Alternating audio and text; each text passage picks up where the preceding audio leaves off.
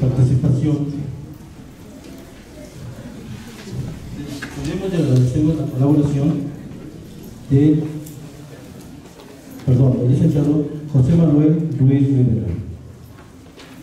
Él es licenciado en Derecho por la Universidad de Tepeyac. Presenta un curso de prevención del delito y victimización de la Procuraduría General de Justicia del Distrito Federal. Curso de actualización jurídica en materia civil. Etimología superior del castellano enfocado al lenguaje jurídico. Suprema Corte de Justicia de la Nación. Ha ocupado diversos cargos en el Poder Judicial.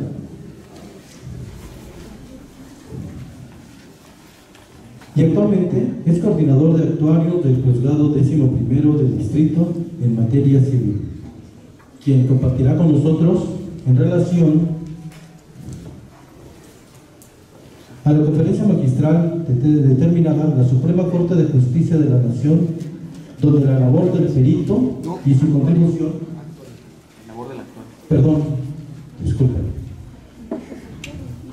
La Suprema Corte de Justicia de la Nación, desde la labor del actuario y su contribución a la democracia. Con ustedes, el licenciado José Manuel Ruiz Rivera.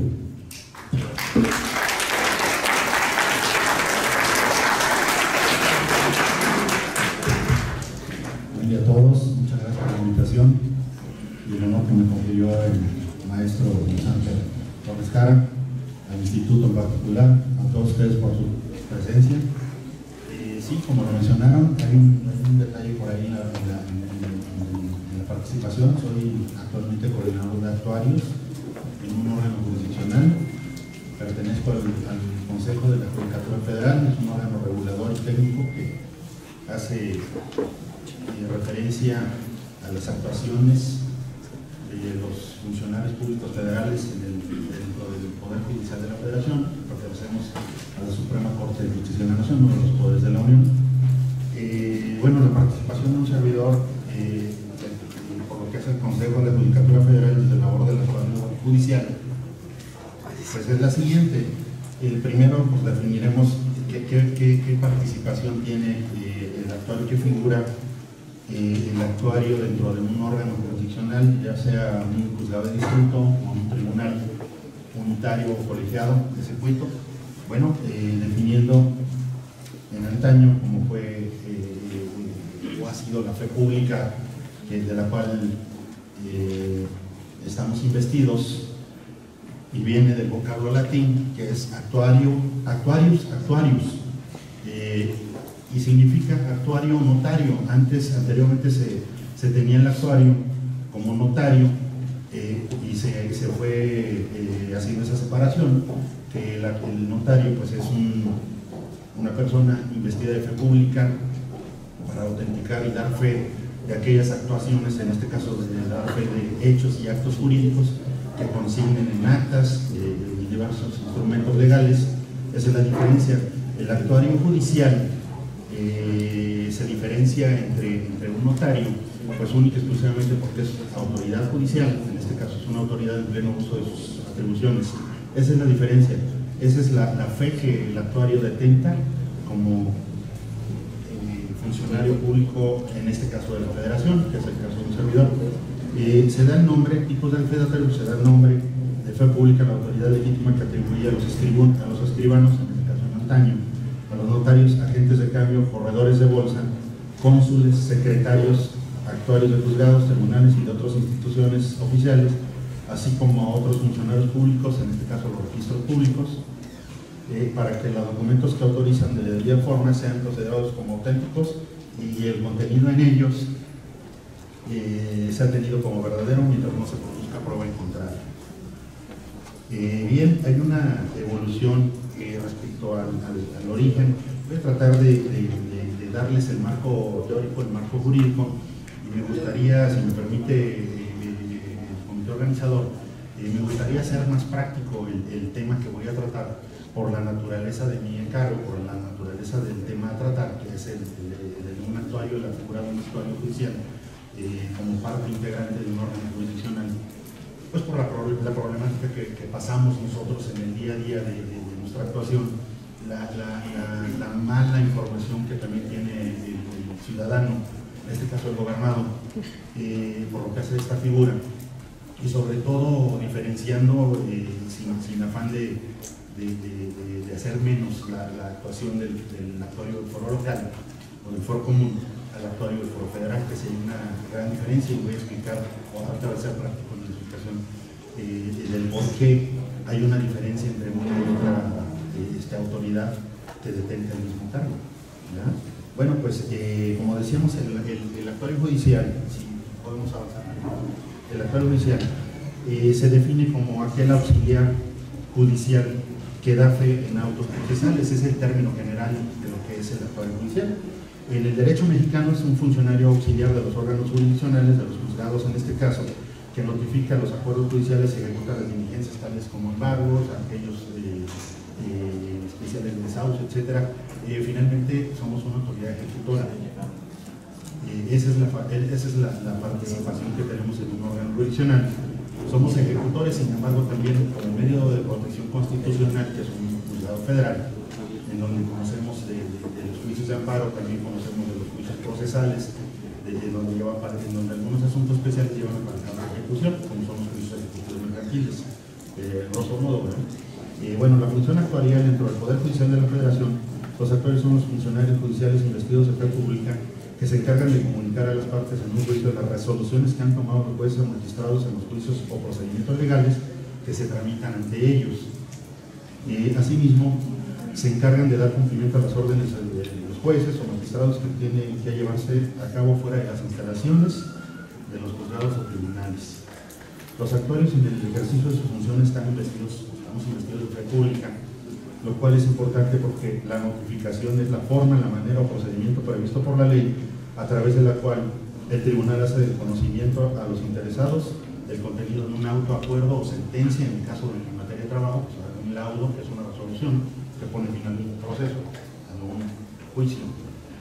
Los requisitos para ser actuario federal, para entenderlo más claramente, bueno, son 5 los requisitos fundamentales, son los que la Ley Orgánica del Poder Judicial de la Federación, en el caso de 107 y 109 del mismo ordenamiento, de la misma Ley Orgánica, son a tratar los siguientes, que es el ser ciudadano mexicano. Como punto 2, tenemos que estar en pleno ejercicio de sus derechos, gozar de buena reputación, que eso es muy importante, y no haber sido condenado por la comisión de un delito intencional con sanción privativa de libertad mayor a 1 año. Esos son los puntos, los requisitos fundamentales. También hay otro requisito que es el examen de oposición. Para acceder al cargo de actuario judicial debe aprobarse un examen de aptitud que es elaborado y aplicado por el Instituto de la Judicatura Federal en los términos precisados en la Ley Orgánica del Poder Judicial de la Federación, en los acuerdos generales del Consejo de la Judicatura Federal, y esto está fundamentado en el artículo 100, párrafo 8 de la Constitución Federal. El actuario judicial tiene, entre sus diversas encomiendas, pues tiene la de notificar a las partes, la de emplazar los diversos procesos, tanto en la ley de amparo como en los procesos federales que tenemos acá, que tiene a cargo un juzgador, un magistrado de circuito o un magistrado unitario en un tribunal, citaciones, requerimientos, cédulas instructivos y citatorios. Son los mecanismos que tenemos para llegar a las partes, en este caso, que hayan señalado un domicilio fijo y podamos llevar a cabo las notificaciones y los diferentes medios de comunicación formales, judiciales que tiene el juzgador para hacer valer sus resoluciones, en este caso, y poderles transmitir a las partes, en este caso a los gobernados. Y me gustaría abundar un poquito en la actuación, decía, de la diferencia entre un actuario del foro local y un actuario del foro federal. Pues simple y llanamente es, la diferencia verse en lo siguiente, y es simple, en que el actuario federal conoce de aquellos asuntos del orden federal y el actuario local o común pues conoce de esos asuntos del foro común, ¿verdad?, que no son considerados como federales. Esa es la diferencia. Así de simple como lo estoy mencionando, y lamentablemente se ha visto vulnerada la actuación o se ha visto mermada la actuación del servidor público, pues por aquellas prácticas incorrectas, digo yo, indebidas, esa es la palabra correcta, dicen algunos abogados, son prácticas comunes, son técnicas que se llevan a cabo en el medio, no es así. Yo creo que lo correcto es lo que está estipulado en la ley, lo que la ley orgánica, en este caso del Poder Judicial de la Federación, nos marca para llevar a cabo nuestra encomienda. No necesitamos pedir, no necesitamos recibir, somos funcionarios públicos de la Federación con pleno goce de nuestros derechos y también de nuestras obligaciones. Se debe entender que el funcionario percibe una remuneración por ese acto que desempeña en ese órgano tan delicado, y que no debe recibir peso o centavo alguno por su actuación. Es un tema delicado, repito, pero sin embargo me gustaría participárselos porque quiero ilustrarles, quiero más que darles un marco jurídico, un marco teórico, quisiera ilustrar la experiencia que tiene un servidor en el medio de 20 años de servicio, pues en las diferentes áreas. Sin embargo, en el camino, en el andar, tanto en el Tribunal Colegiado como en el Juzgado de Distrito, pues se ha visto esa situación que el abogado, o en este caso el litigante o el mismo público en general, pues cree que el servidor público es aquella persona que le va a requerir una cantidad por el desempeño de sus atribuciones, y no es así. En el Poder Judicial de la Federación hemos tenido esa fortuna de pertenecer a este medio judicial y de que todavía, gracias a Dios, existe este medio para poder dar seguridad jurídica y brindar seguridad jurídica a las partes. ¿Y qué es esto? Simple y llanamente la labor del funcionario, la labor objetiva del funcionario, y que no debe traducirse en que el funcionario, lamento, no quiero herir susceptibilidades, estamos terminando, como decían los ponentes, estamos terminando tiempos electorales. Se vienen tiempos complicados, sin duda, sobre todo en el medio judicial, por la razón de que es atacada la Suprema Corte, pues por los excesos de los sueldos, que no son de todos, finalmente sí de los altos mandos. Quiero seguir por concretar exclusivamente a los señores ministros, que finalmente, bueno, no todos son gente que han sido llevados al cargo por aquella carrera judicial. El cargo de un actuario es el primer peldaño en la carrera judicial, estamos dentro de la carrera judicial. Seguiría el secretario de juzgado de tribunal, secretario de estudio y cuenta de un ministro, o dentro de la Suprema Corte, en este caso del Tribunal Electoral del Poder Judicial de la Federación, que es un homólogo de la Corte. Está diferenciado así por el Consejo de la Judicatura. En cada una de estas instancias, o de esta separación de órganos jurisdiccionales,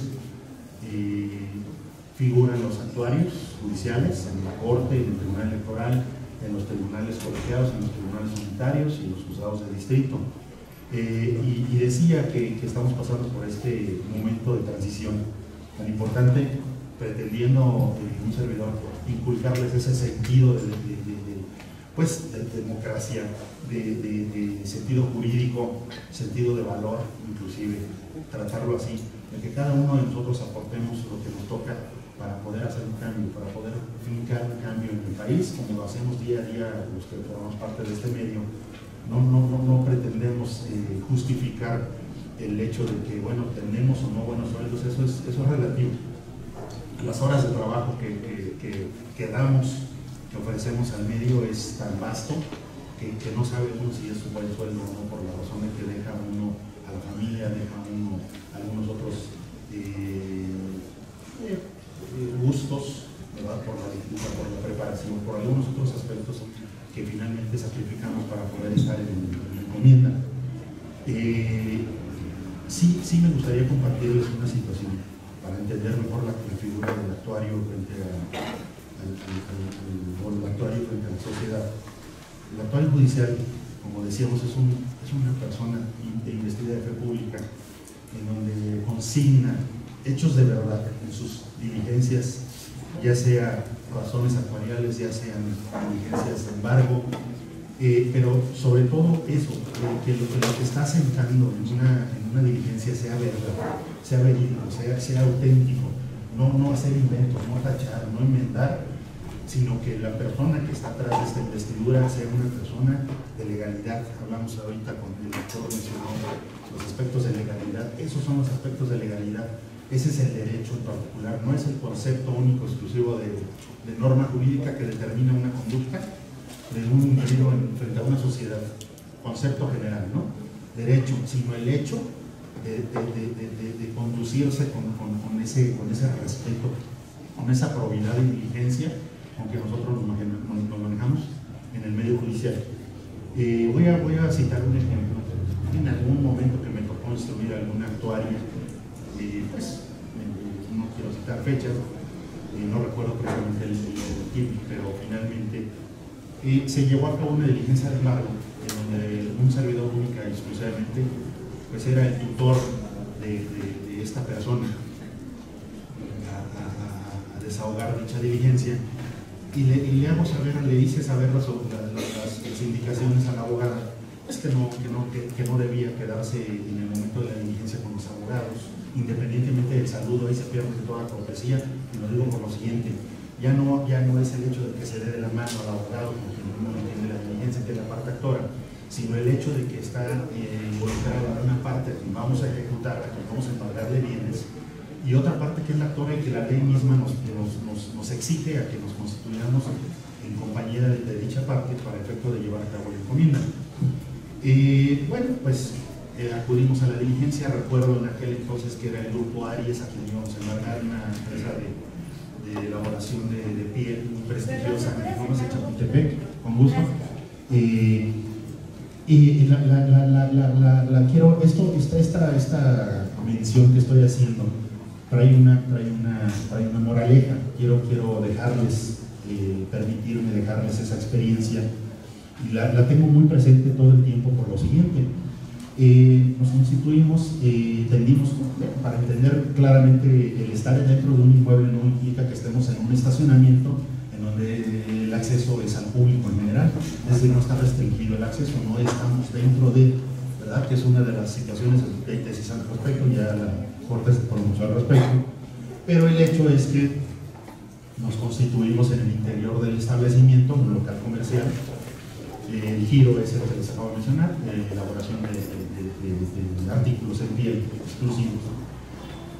Nos entrevistamos con alguna persona, en esta ocasión mencionó que era empleada del inmueble. Le hicimos saber el motivo de la visita, en los términos generales, pues que había un juicio entablado en su contra. No le hacemos de momento saber la naturaleza del acto, porque pues, pondría en sobreaviso a los apoderados, en este caso a la parte demandada. Sin embargo, se le dejó citatorio en día y hora fija, en términos de 1393 del Código de Comercio, para efecto de llevar a cabo una diligencia de carácter judicial al día fijado siguiente a la actuación que estábamos verificando. La situación es que la abogada se queda en la diligencia a despedirse de mano de los abogados. Lamentablemente así sucedió. Yo me adelanto, con permiso, buenas tardes, nos vemos en la hora fijada, establecida en el citatorio, y me regreso pues por la abogada, porque pues ya molesto, sí, finalmente le traía una actitud de molestia, por la razón de que yo sabía que podía generarse alguna situación, como sucedió. Se regresa uno de los abogados que estaba tratando la diligencia y pone en la mano de un servidor, al momento que me estira la mano. Yo, bueno, por la razón de que ya me regresé, tuve que darle la mano de despedida, y me pone un fajo de billetes, no qué cantidad, pero un fajo de billetes que apenas se cupo en la mano de ambos. Esto que les platico, en el momento que lo viví, pues me enrojecí definitivamente de coraje por la razón que estaba, y lo que estaba aconteciendo, que yo sabía la situación que iba a suceder, que iba a prevalecer en el momento en que yo no permití, como es el caso que les menciono. No cierro la mano, le hice saber, lo protesté para que se condujera con probidad. Pues me hizo saber que no lo tomara mal, no, de ninguna manera, al contrario, le voy a dar vista al Ministerio Público, lo voy a hacer del conocimiento de mi titular, en aquel entonces era una juez o una magistrada. Y así sucedió. Pues le llamé la atención a la abogada como coordinador jefe de mi poder y el acto, que yo estaba preparándola para ser actuaria. Se lo hice saber en esos términos. Pues me dijo, textualmente, dijo, no, licenciado, no se enoje. Y le dije, licenciada, yo creo que esto no tiene palabras, digo, de la molestia que yo estoy vertiendo no es ni tantito negativo a lo que nos podría venir encima. Dicho y hecho, al siguiente día, estando presentes en la diligencia como segundo acto para efecto de llevar a cabo la diligencia de ejecución, en este caso, las 3 etapas en un juicio ejecutivo mercantil, que es el requerimiento de pago, el embargo y el emplazamiento como en ese orden de ideas, pues se le hizo saber al abogado de la parte demandada las razones por las cuales nos estamos constituyendo, se opuso a la diligencia de manera manifiesta y categórica, lo hice saber en la razón, en este caso la razón del actuario, pero la situación fue la siguiente: la persona que intentó hacer ese acto indebido exigió que el actuario, en este caso un servidor, le dejara el citatorio por debajo de la puerta, se lo tumbara en mi presencia o se lo diera de mano como él creyera pertinente y que se llevara a cabo la ejecución.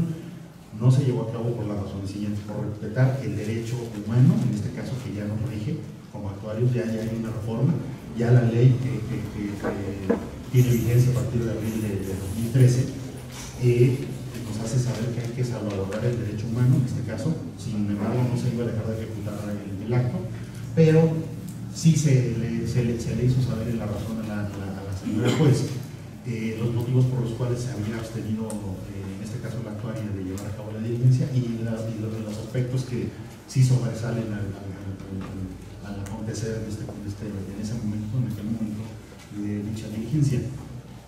No se perpetró el acto. A los 3-4 días, la persona que llevó a cabo ese acto, o que pretendió llevar a cabo ese acto, hizo saber por escrito que el actuario no se ceñía a los lineamientos que marca la ley, para desvirtuar la fe del actuario, arribando el tema.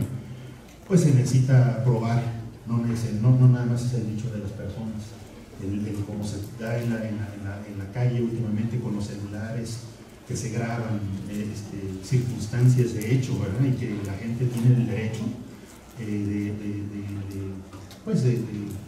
dar fe de lo que está aconteciendo. Es un derecho que nadie le puede guardar de ello, ¿no? Total, que la juez me manda a llamar y me dice: ¿ya vio el licenciado lo que le están promoviendo? Y digo: sí, señoría, lo hice saber en la razón actuaria que le echa tal asesado. Yo acompañé a la actuaria, leyó la razón en el acto la señora juez. Y bueno, sin más ni más, ella acordó de inconformidad, no acordó de conformidad los aspectos que estaba refiriendo la persona que estaba promoviendo, en razón a que no acreditaba con hechos por qué razón se estaba ausentando el actuario de esa norma, ¿verdad?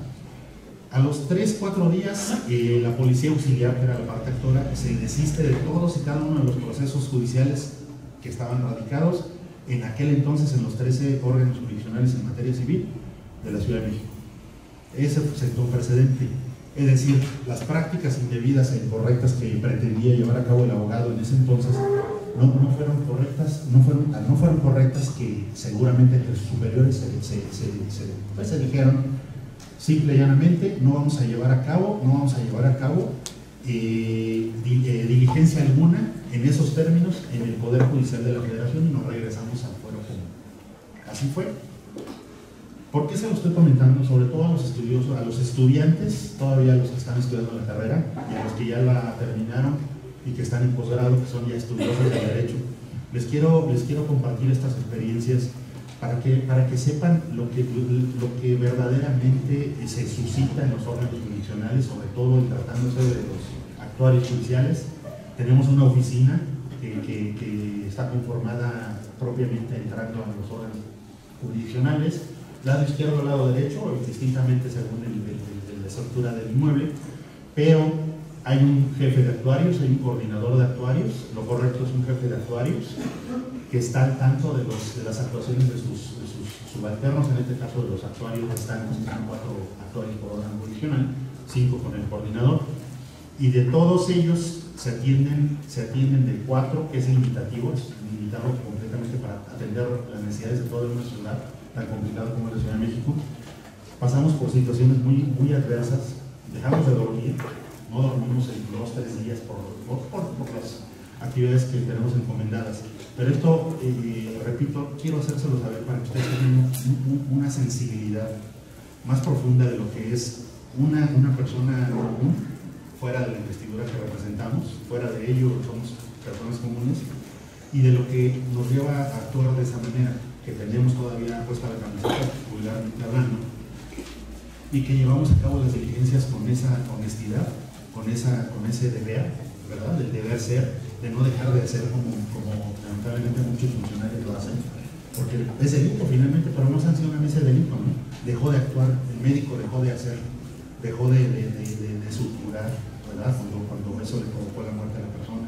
El abogado dejó de ofrecer determinados medios probatorios para poder lograr la libertad de la persona, etc.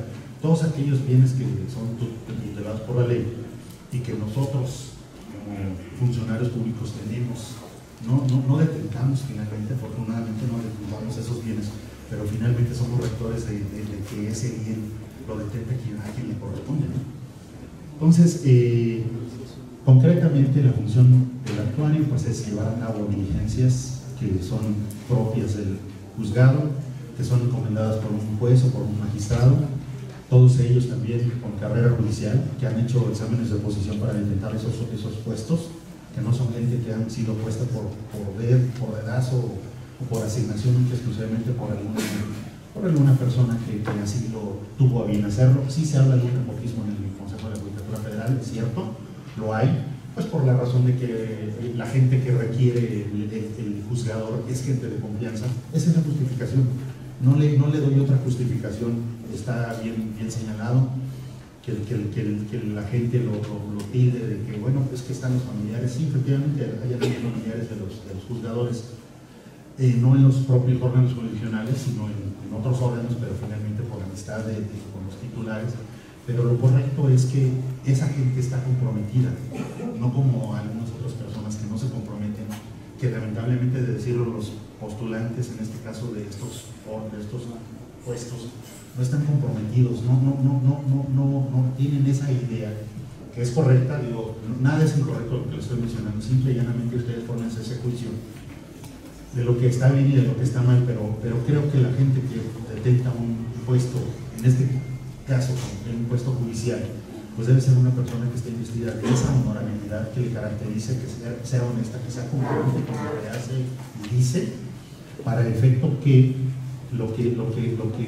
las decisiones que tome sean las correctas, que no digan, es que déjeme ver si me permiten hacerlo, déjeme ver, no se puede, si se puede, no. Yo tengo facultades para poder decidir si tomo decisiones en determinados casos o no, ¿verdad? No decir, déjeme consultarlo con mi titular, déjeme consultarlo con mi secretario. Yo creo que eso es lo más denigrante que pueda tener un actuario, que no sepa lo que está haciendo, que no sepa actuar en el momento que pueda llevar a cabo una diligencia donde está poniendo en riesgo un bien, un patrimonio, en este caso el patrimonio en materia civil, pues la mayor parte de los asuntos que llevamos es el patrimonio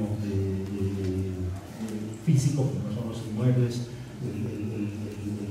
que no es tangible, como son pues, el darle la patria potestad o el ejercer algún otro derecho en materia familiar, dejar de ver el padre o la madre al menor por alguna circunstancia que no esté correcta en el proceso. Eso es lo que es delicado. Pero sepan ustedes que el Poder Judicial de la Federación, en este caso el Consejo de la Judicatura Federal, día a día está tratando de hacer más gente especializada, de atender ese tipo de cuestiones meramente torales para el Consejo, para efectos de formados en trabajo, sí, pero gente con calidad, gente que se propone a trabajar y no se dispone a ganar nada más, ¿no? Entonces, por lo que hace un servidor, pues es mi participación. Lamentablemente no pasó mucho tiempo, por eso quise platicarles, quise atender una parte del marco jurídico, otra parte del marco teórico, pero sobre todo la practicidad en un órgano jurisdiccional. Quedo a sus órdenes en el juzgado 11º de distrito en materia civil para lo que se les ofrezca, sobre todo tratándose de abogados postulantes, alguna experiencia que les comparta, algunas otras personas que son funcionarios, que sepan que soy una persona que está abierto al diálogo, estoy abierto a... Pues en este caso es la primera participación que tengo como ponente en una institución respecto al lugar en donde estoy, y les agradezco la atención de su presencia, de su asistencia. Gracias por lo que respecta a nuestra vida.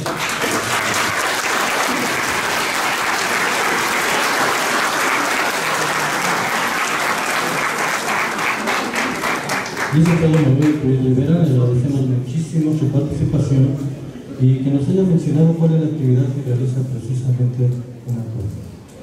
Algo que inclusive en el ámbito jurídico en ocasiones se malinterpreta, no se lo menciona. Sin embargo, es agradable y es bueno saber que la actividad es loable y que podemos obtener muchísimas veces. Nuestra institución, nuestra alma mater, la Escuela Mexicana de Estudios Superiores de Posgrado, le agradece su participación y las entrega de la siguiente conferencia.